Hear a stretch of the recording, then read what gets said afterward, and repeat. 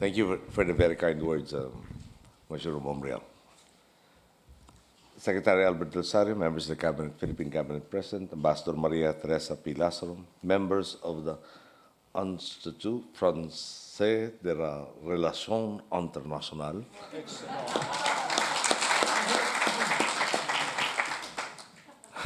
honored guests, good evening.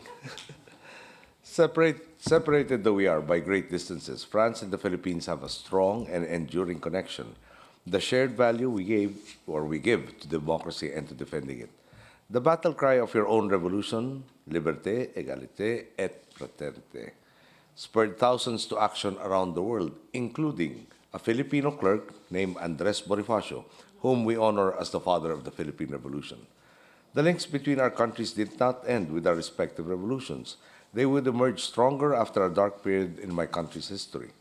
My parents were among those who fought against the Marcos dictatorship, and for that, my father, Senator Benigno S. Aquino Jr., gave his life. After his death, my mother, Corazon C. Aquino, and the rest of the nation collectively took on the fight for the future of the Philippines. Like their compatriots in France many years ago, millions of Filipinos took to the streets, this time armed with only prayers and songs, in protest against their oppressor. Through the will of the people, democracy was reclaimed for the Philippines. A true champion of democracy, France was one of the first countries that recognized the newly formed democratic government of the Philippines after the peaceful People Power Revolution, recognizing our achievements and, more importantly, the achievements of our countrymen. Your government conferred on my mother the Legion of Honor. A generation later, we are engaged in a different kind of fight, one against poverty and corruption, inequality and injustice, and the other threats that keep us from realizing in full the promise of democracy. As France proved herself a reliable friend in the days when the Filipino people most needed it, so too do I believe that we can move forward and fight these new battles together, as partners focused on the well-being of our respective peoples. After all, the fundamental principles we share, the values of democracy, the respect for the rule of law, the promotion of human rights, and the attainment of social justice have likewise been the principles that have allowed my administration to turn the tide in the Philippines. Perhaps you will allow me to share with you our transformation from a country mired in apathy and hopelessness to a nation with a dynamic emerging economy whose people have a newfound hope and optimism.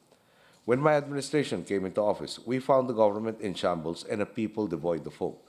Businesses were loath to invest in the Philippines because of the unpredictable environment. Economic and industrial growth were sluggish, if at all, and our countrymen believed that they had no choice but to seek greener pastures abroad, the root of the problems, a corrupt and inept government. We knew that to move forward, we had to plug all the leaks and vastly minimize waste. In some agencies, the process was fairly straightforward. Secretary Rogelio Singson in the Department of Public Works and Highways implemented simple but crucial reforms. For instance, by cutting down the required documents for bidders from 20 to 5, opportunities for corruption were minimized. By removing the requirement to submit a letter of intent, collusion was eliminated because bidders did not know who they were competing against and thus could not rig the bidding. Ultimately, by demanding professionalism at all levels and at all times, we were able to get what we refer to as the 5 Rs. The right projects implemented by the right people for the right quality and the right price, implemented right on time, if not earlier. On a larger scale, we found it necessary to re-examine our budget. We could not allow the continuous funding of projects which had questionable or zero results. As such, we employed zero-based budgeting so that each and every peso would have an equivalent and tangible benefit on the lives of our countrymen. Together with ensuring that government would no longer be a party to wasting our people's hard-earned money, we introduced landmark reform to agencies once known as hotbeds of corruption. For instance, our Bureau of Customs was given a fresh start through the appointment of a new commissioner and deputy commissioners. Such reforms made its way to the rank and file of the agency. We kept closer watch, especially for those on the front lines. Previously, security guards used to act as cashiers, and warehousemen became examiners, a sure recipe for thievery. As we examine the state's resources, as we maximize the state's resources by improving our systems and empowering the bureaucracy, we also put an end to the era of impunity by making sure that those who committed wrongdoing in office will be held to account, regardless of how lofty their positions were. In fact, my predecessor in the presidency, who was accused of crimes against the nation, is under hospital arrest right now as she faces two unbailable charges. Our commitment to good governance is now bearing fruit. Money that once went to the corrupt now goes to massive investments into the Filipino people, as exemplified by our budget for social welfare, health, and education, amongst others, increasing in multiples. The scope of our National Health Insurance Program, or PhilHealth, was expanded, especially for the poorest of the poor. This means that they have access not only to treatment for common ailments, but for catastrophic ones as well. Diseases like leukemia and breast cancer, for instance. The number of households enrolled in the Conditional Cash Transfer Program, our flagship poverty reduction initiative, has grown by leaps and bounds, from covering less than 800,000 households when we assumed office in 2010 to more than 4 million households today. More recently, we expanded this to include households with children not only in the elementary ages, but up to those studying in high school. We did this because a study revealed that high school graduates earn up to 40% more than those who just finished the elementary level. For each of these 4 million households, the primary condition asked of them was simple: keep your children in school. In exchange, they will receive support in the form of regular cash grants. Filipino school children now have access to stronger foundations for learning, thanks to the K-12 program, which puts our education system at par with international standards. Enriching the quality of our basic education system includes meeting logistical needs. Our administration has effectively addressed the inherited backlog in school seats, classrooms, and textbooks left to us by our predecessor. All this, of course, is in preparation for the education they will receive from universities, colleges, and technical and vocational institutions, which are all empowering our countrymen to be increasingly employable, and as industry and government cooperate to ensure that the courses students take will match the actual skills needed in the job market. We are seeing our reforms bearing fruit. Look at the numbers. From April 2013 to April 2014, the latest study has shown that 1.65 million more Filipinos hold jobs. From 2012 to 2013, 2.5 million people have moved above the poverty line. Our first task was to help the poorest of the poor overcome poverty. Now we are also capacitated to help those we deem the near poor, meaning those who have barely moved out of the poverty line. By addressing their vulnerabilities, they, and we hope they, need not fear that a catastrophic event, such as a major or natural calamity, will pull them, major illness or a natural calamity, will pull them back below the poverty line. All these investments were made to ensure that the Filipino people, who are our greatest competitive advantage, are enabled to make the most of opportunities born of renewed confidence in our country. Indeed, good governance has redounded to a more capable and more active citizenry, full of hope and optimism, and the combination of an increasingly competitive population and a sustainable, prudently run economy has gained global notice. This was affirmed by the three major credit ratings agencies in the world, Moody's, Fitch, and Standard & Poor's, which gave the Philippines investment grade in 2013, the first time ever in our country's history. Your own French Export Credit Agency also upgraded our country's risk rating. Most recently, Korea's National Information and Credit Evaluation Ratings Incorporated raised us to investment grade. All this happened at a time when agencies have been very conservative with their evaluations due to an uncertain global economic climate. In fact, even in a period when various countries were being downgraded, the Philippines emerged as the world's most upgraded sovereign. On top of this, since we took office, we have consistently climbed global rankings of competitiveness. Most prominently, perhaps, from 2010 to 2014, we went from 85th in the World Economic Forum's Global Competitiveness Report to 52nd, making us the most improved country in that span. It is clear good governance is good economics. Again, let me emphasize that this is not an empty pronouncement. Our business process management sector continues to mark impressive growth. Manufacturing has rebounded impressively, and tourists all over the world are flocking to our beaches and cities, seeing for themselves how truly it is more fun in the Philippines. Excuse me. Given the unprecedented confidence enjoyed by our country, we expect 2015 to be a banner year. After all, the factors that can allow us to build on our momentum are in place.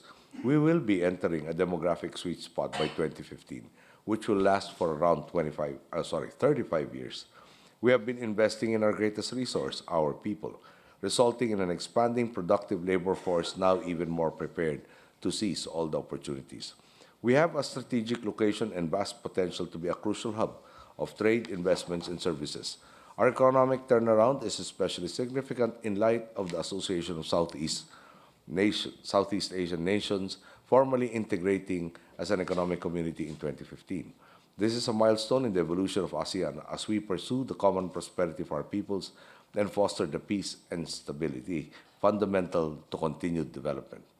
Naturally, this opens doors of opportunity to our European friends as well.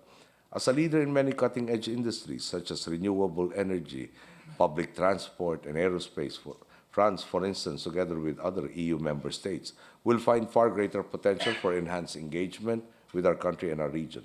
This is a timely development given the recovery of markets in the Western Hemisphere. Increased cooperation can only redound to a healthier global economy and the promise of further growth and development for all. As individual nations in a diverse world, we have everything to gain when our relations are characterized by harmony and a healthy respect, not only for each other, but more importantly, for the rule of law. This is in line with what my father once said, and if I may paraphrase his thoughts, if you tolerate the abuse of the rights of one, it sets the stage for the abuse of your own rights.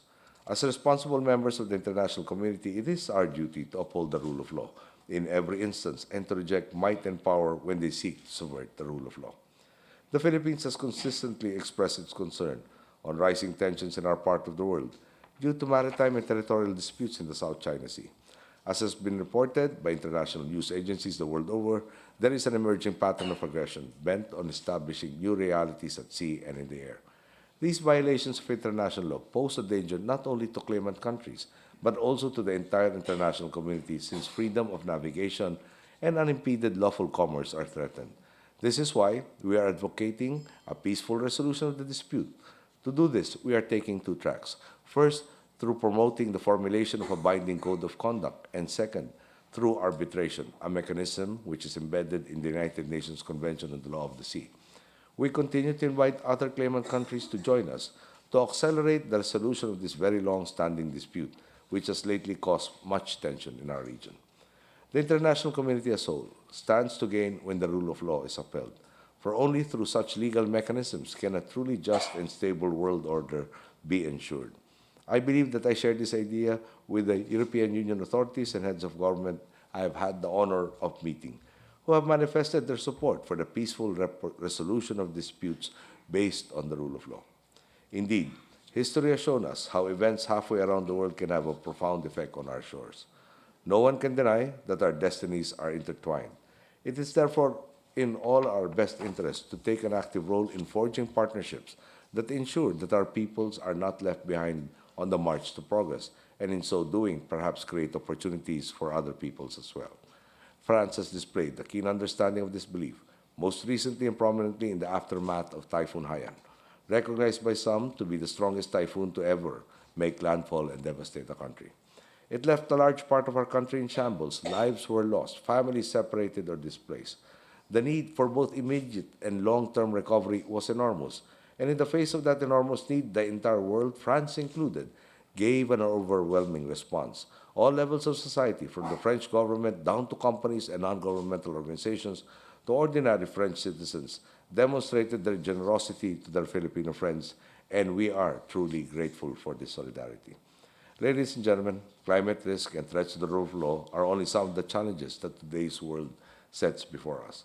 Whether in the experience of our forebears in the French and the Philippine revolutions, whether in our people power revolution or the relief and recovery efforts immediately after Typhoon Haiyan, it has always been clear to me that our efforts are stronger and that the opportunities we create are vaster, deeper, and have a greater impact when we find ways to increase cooperation. Whether in the political or economic sphere, we continue to find new avenues of positive engagement that may help us confront the challenges of the future. This is true in our work to promote inclusive growth and sustainable development, to enhance peace, security, and the rule of law in interstate relations, and to combat climate change.